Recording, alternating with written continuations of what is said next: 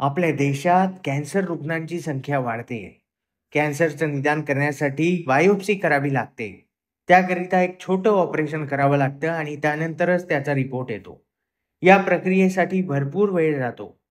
मौलाना आझाद कला, वाणिज्य आणि विज्ञान महाविद्यालयातील प्राध्यापक शास्त्रज्ञांनी एक तंत्रज्ञान विकसित केलंय, ज्यात कॅन्सरच्या निदानासाठी कमी वेळ लागेल आणि ऑपरेशनचीही गरज असणार नाही. हे तंत्रज्ञान आहे non contact thermal imaging system. याचा सर्वात जास्त उपयोग हा ब्रेस्ट कॅन्सर आणि डायबिटीस असलेल्या रुग्णांना होणार आहे. या तंत्रज्ञानाला पेटंटही प्राप्त झालंय. याबद्दलच माहिती देत आहेत प्राध्यापक डॉक्टर क्रांती झाकडे.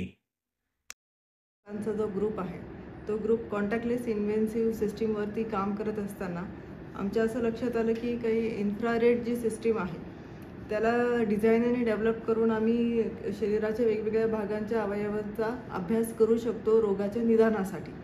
तर या पद्धतीचा वापर हा जो आहे मेनली जर आपण म्हटलं ब्रेस्ट कॅन्सर जर म्हटलं तर मग यामध्ये अर्ली डायग्नोसिस हे जास्त महत्त्वाचं असतं आणि थोड्या महिला याबाबतीत हेजिटेट करतात आणि बऱ्याच वेळेला असं होतं की त्याचं निदान उशिरा झाल्यामुळे गंभीर परिणामांना सामोरे जावं लागतं. तर याच्यामध्ये IR इन्फ्रारेड इमेजची जी सिस्टीम आहे त्याला ग्रे स्केल इमेजच्या स्वरूपामध्ये ॲक्च्युली ती असते आणि त्याला कन्वर्ट केलं जातं कलर मॅप टेम्परेचरच्या इमेजमध्ये.